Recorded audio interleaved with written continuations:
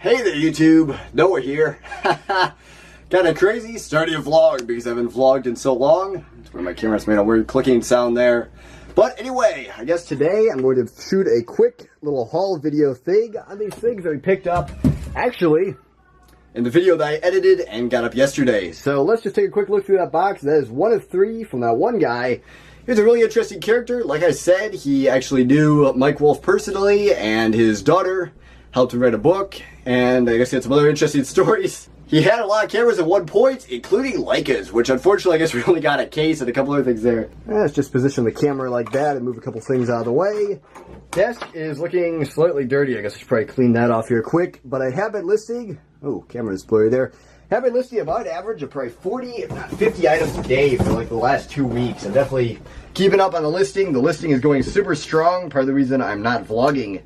This is an interesting piece right here. I'm going to turn the viewfinder so I can see it. It's an interesting piece right there. I really am not sure exactly the value of these. If anybody in the comments would know, then I guess you can let me know some more information. But basically what these are is they're marked Signal Corps, U.S. Army, serial number EE111826. These are some binoculars, probably used by the U.S. military, at least from what I know and what he said about them. Have the original case. Seem to be in fairly good condition here. Prism stereo, 6 power, 30 aperture. I'm sure I'll do some research on them, probably find some interesting stuff. Definitely seem well used, but they do have the original case, and they have some sort of cap here, which I'm not sure what that does exactly. Inside the case, Bosch & Lomb optical. So Bosch & Lomb Army binoculars. Those sound pretty good, not camera related. Really comes down to the whole bundle thing. When we're buying big lots of stuff, we just start throwing anything that we think we can make a buck on, just to paraphrase there. K1000, it seems to be in poor shape, poor cosmetic condition, does seem to function. There's going to be some worse condition cameras here. These have been sitting around for a long time. And he do that, we do that, made a big bundle deal. He gave us a big bundle deal price, and we got a bunch of different things here. There's going to be some interesting little scores and more or so just bread and butter stuff. So that's the deal. I know there's a couple Schneider Krusnall lenses and some Zeiss lenses and some other stuff like that. That is going to make it worth our while, and I guess we'll see those when we get to them. It's a 2.8 centimeter Miranda lens. Pretty stiff, but that's a pretty rare one. So I've been using this little flashlight. This is an Olight. I forget exactly the model of that. The Super Mini Olight S Mini Baton. That works really well. Has quite a few different brightness outputs. That's the highest brightness output. Also the strobe. But on the lower outputs, I use that to check lenses for fungus and haze and scratches and all that. Since I have less lighting in my office, it's an interesting thing I've devised. Definitely give you a bit of a scattered little vlog thing here. Just kind of casual discussion, going through a few different things here. And let's talk about what's been going on. Really good sales. With good listings come good sales, so that really follows with that. So far, I'm just testing a bunch of these cameras as they go here. Just very, very basic testing. I'll definitely do more in the future here. Light meter testing and all that. They're pretty beat, as in like kind of worn out and dusty, but a lot of them seem to work correctly. There's a Nichromat FTN in black. Pretty nice there. There's an interesting one. A Univex Mercury. Oh yeah, that's right. I don't think we come across a lot of these. We don't buy a lot of them. That's what it is. We find these antique stores all the time. They look really funky, but a lot of people price them way up. Pick this one up. It's pretty cool. Let's see here. Up here we have a little Konica C35. These little rangefinder cameras are doing really good for us right now. This one seems to work just as well. Needs a bit of a cleaning. We'll use a Q-tip, add some rubbing alcohol and other various means to clean those. This here is a very rare camera that's in very, very poor shape. Not sure what that would go for, but pick that one up too. Let's see here, just a little Handymex 135mm lens, fairly good, bread and butter. Looking for something interesting in here to show off. Here's a Nikon FG. That's a pretty good camera. Let's see if it works or not, but all the Nikon SLR cameras and all that stuff's pretty good. I've been listing a big variety of things recently, mainly SLR cameras, lenses, accessories, a lot of accessories. There's all kinds of different stuff. Here's some sort of folding camera, an Agfa with the struts. That's pretty cool. Very stiff, if I remember correctly, so I'm not going to try and pull that one out. Zeiss Icon, I forget what exact model this is, Cantina. It seems like the timer is on and the timer seems slow, so that's probably not going to fire right now. Argus Cosina, that has the potential to have a good lens on there. 50, 1.8, Cosina lens. Very good, and actually this one seems in nice shape. That's the deal about cases. Cases are preservers of cameras in a lot of cases. But here is Cosita in the case. Actually seems to be in fairly good shape. Definitely going to go out of my range here. Let's see if I can up the tripod a little bit. There you go. Just give me a little bit more range. Weird angle, I know. Then go to the overhead thing there. This is a pretty cool one. A Tower 41. A lot of people market these as really rare. They're more in the very, like, I don't know, just plain rare category. I don't know exactly how you categorize all that stuff, but definitely not very, very rare. Ooh, this looks like a good box right here. If I remember correctly, there's some rare ones. That's one of the best lenses right here. Get a hand behind there for it to focus. But if you can see, that is in very, very poor shape. Carl Zeiss Jenna Tessar lens. That thing has seen better days. Whew, man. Okay. There's a Vivitar LU. One larger lens. Let's see here. Lots of various little lens pieces and parts and accessories. Find a few good things in there. Not exactly sure. Definitely a lot of variety. Anyway, one more quick bag of miscellaneous like that. We have a Canon lens hood in here. I see right away. That one is kind of, I don't know what you call that exactly, but it's basically what happens when you leave these out of the sun. The black goes a shade of kind of bronze, brass like that. Canon Range Rider lens hood. That's probably $35 or $40. Pretty quick. Various lens caps in there. This is a pretty cool one right here. This is a, let's see, what name is this? I forget. Pentacon? Must be a Pentacon D. It's also sold as the Contax D, so that's what confuses me there. It's sold under a couple different names, but it's made by Pentacon, I believe in Russia. Not exactly sure on that one. Pretty cool camera. The lens on there is really good money. It's a 58mm Mayer optic Gorlitz. Actually seems to be in nice shape. Really cool look to it. From the very late 40s or all the way to the mid 50s. Missing the name badge there. But pretty neat nonetheless. Has a case. Case preserved it. That should be a good one. Let's just see here.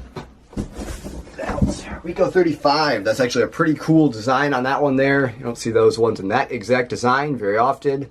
Cool text and everything like that. This one here is quite a camera. At least the lens on there is. Very, very rarely do you see an f1.4 lens on a rangefinder camera. When you do, it's like that. It's huge. It's crazy. Forget what the exact model is. I think it's Yashica. Well, this is a Yashica Lynx 14E. I've seen a Minister version 2. Yashica Minister 14. Something similar to that.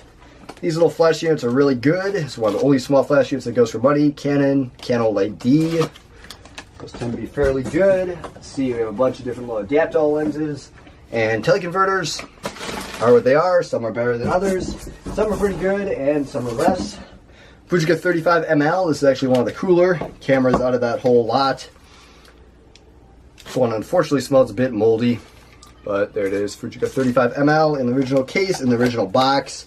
With a bunch of accessories. Seems to be in nice shape. It's pretty cool right here. It's a Diamond Tokyo waist level finder. I'm not sure what camera that actually goes to, so that'll be interesting to figure out. Should be kind of a cool one. Get in frame there. Let's see here. An Ulta X7A, good bread and butter camera, good bread and butter lens on there.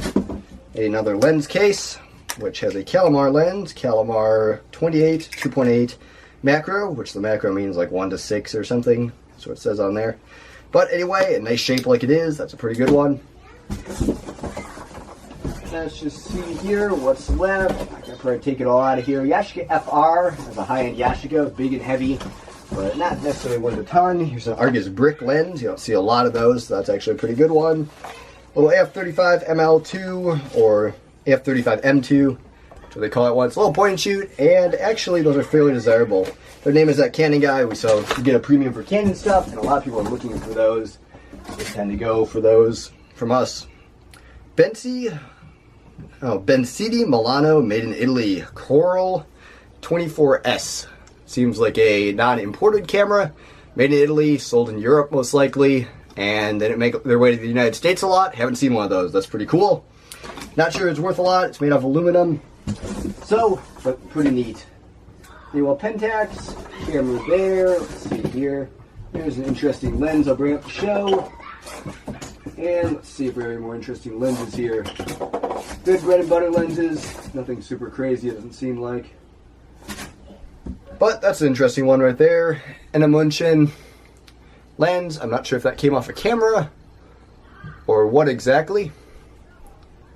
Well, it definitely came off a camera, but what kind of camera? Did it come off an SLR or other? But either way, interesting lens.